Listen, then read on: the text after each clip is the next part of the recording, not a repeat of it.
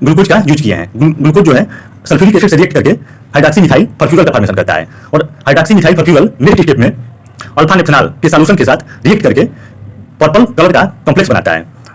अगर purple colour का complex बनता है तो सिंपल में कार्बोहाइड्रेट प्रेजेंट है, अगर पर्पल कलर का कॉम्प्लेक्स नहीं बनेगा तो सिंपल में कार्बोहाइड्रेट एब्सेंट है। ये अल्फा नेप्थेनॉल जो होता है, नेप्थलीन में जब हाइड्रॉक्सिल ग्रुप को ऐड कर देते हैं तो यह अल्फा नेप्थेनॉल का फॉर्मेशन होता है। अब हम देखेंगे कि मालिश टेस्ट के लिए किस किस चीजों की रिक्वायरमेंट होती है। तो फर्स्ट हमें मालिश एजेंट की रिक्वायरमेंट होती है, सेकंड हमें सल्फ्यूरिक कंसंट्रेट सल्फ्यूरिक एसिड की रिक्वायरमेंट होती है, थर्ड हमें सिंपल कार्बोहाइड्रेट की कोई सिंपल की रिक्वायरमेंट होती है। मालिश एजेंट कैसे बनाते हैं? 3.7 ग्राम अल्फा नेप्थेनॉल को 25 ml एल्कोहल में डिजॉल्व करते हैं तो मालिश एजेंट का फॉर्मेशन होता है। और इसके अलावा हमें क्या welcome to my YouTube channel science take.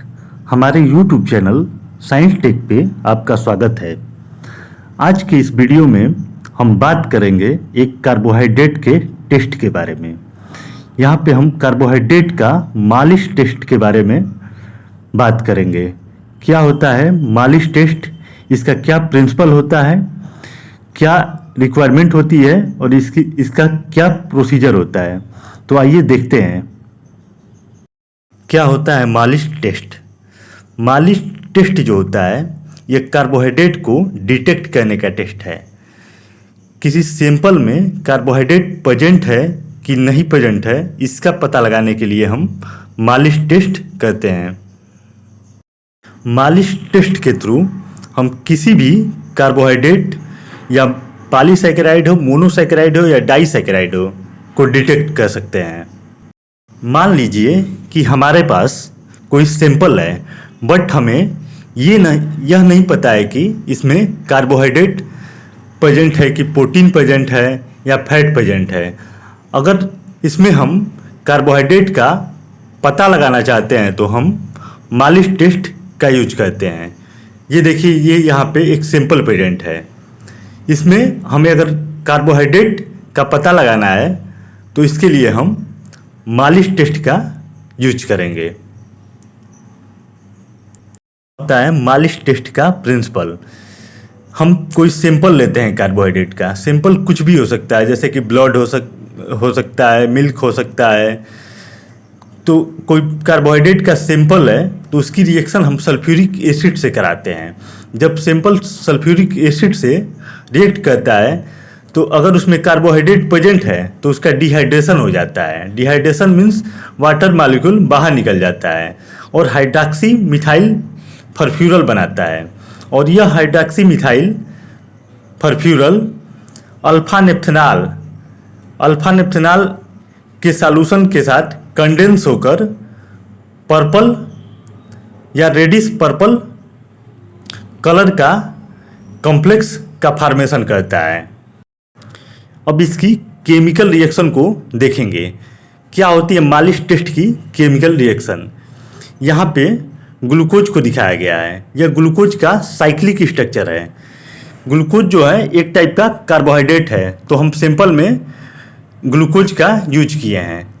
Glucose जो है सल्फ्यूरिक एसिड से रिएक्ट करके हाइड्रॉक्सी मिथाइल फॉर्फ्यूरल का फॉर्मेशन करता है, और हाइड्रॉक्सी मिथाइल फॉर्फ्यूरल नेक्स्ट स्टेप में अल्फा नेप्थेनॉल के सॉल्यूशन के साथ रिएक्ट करके पर्पल कलर का कॉम्प्लेक्स बनाता है। अगर पर्पल कलर का कॉम्प्लेक्स बनता है तो सिंपल में कार्बोहाइड्रेट प्रेजेंट है। अगर पर्पल कलर का कॉम्प्लेक्स नहीं बनेगा तो सिंपल में कार्बोहाइड्रेट एब्सेंट है। यह अल्फा नेप्थेनॉल जो होता है नेप्थलीन में जब हाइड्रॉक्सिल ग्रुप को ऐड कर देते हैं तो यह अल्फा नेप्थेनॉल का फॉर्मेशन होता है। अब हम देखेंगे कि मालिश टेस्ट के लिए किस किस चीज़ों की रिक्वायरमेंट होती है। तो फर्स्ट हमें मालिश रिएजेंट की रिक्वायरमेंट होती है, सेकंड हमें सल्फ्यूरिक कंसंट्रेट सल्फ्यूरिक एसिड की रिक्वायरमेंट होती है, थर्ड हमें सैंपल कार्बोहाइड्रेट की कोई सैंपल की रिक्वायरमेंट होती है। मालिश रिएजेंट कैसे बनाते हैं? 3.7 ग्राम अल्फा नेप्थेनॉल को 25 ml एल्कोहल में डिजॉल्व करते हैं तो मालिश रिएजेंट का फॉर्मेशन होता है। और इसके अलावा हमें क्या क्या ग्लासवेयर चाहिए ये देखते हैं। यहाँ पे ये हमें एक टेस्ट ट्यूब चाहिए, टेस्ट ट्यूब स्टैंड चाहिए, डिस्टिल वाटर चाहिए और पिपेट चाहिए। अब हम देखेंगे कि मालिश टेस्ट को लैब में कैसे परफॉर्म करेंगे, इसकी क्या प्रोसीजर होती है, क्या प्रोटोकॉल होती है। तो सबसे पहले हम एक टेस्ट ट्यूब लेते हैं, उसमें 2 ml कार्बोहाइड्रेट का सॉल्यूशन लेते हैं और उसमें 2 ml डिस्टिल वाटर को मिलाते हैं। फिर नेक्स्ट स्टेप में हम टेस्ट ट्यूब में फ्यू ड्रॉप्स ऑफ मालिश रिएजेंट मिलाते हैं।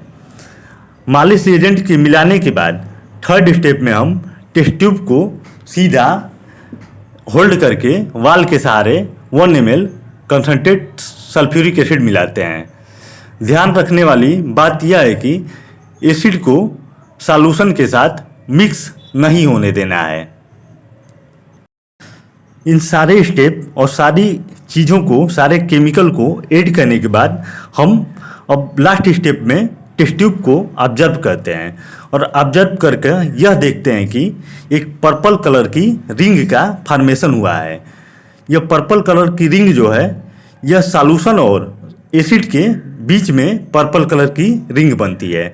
यहाँ पे जो सबसे नीचे जो है यह सॉल्यूशन है और जो रिंग के ऊपर जो है सल्फ्यूरिक एसिड प्रेजेंट है, क्योंकि सल्फ्यूरिक एसिड जो होता है मोर डेंस होता है सॉल्यूशन से, इसलिए यह ऊपर की तरफ रहेगा। अब हम सारे स्टेप खत्म हो जाने के बाद हम रिजल्ट देखते हैं और यह निष्कर्ष निकालते हैं कि अगर ब्लू पर्पल कलर की रिंग का फॉर्मेशन हुआ है तो सैंपल में कार्बोहाइड्रेट प्रेजेंट है और मालिश टेस्ट जो है पॉजिटिव है। और यदि ब्लू या पर्पल कलर की कोई रिंग का फॉर्मेशन नहीं होगा, इसका मतलब सैंपल में कार्बोहाइड्रेट एब्सेंट है। अगर आपको हमारा कंटेंट पसंद आया है तो प्लीज़ वीडियो को अधिक से अधिक लाइक करें, सब्सक्राइब करें और शेयर करें। और इस टाइप की और वीडियो को देखने के लिए प्लीज़ बेल आइकन को प्रेस करें। Thank you.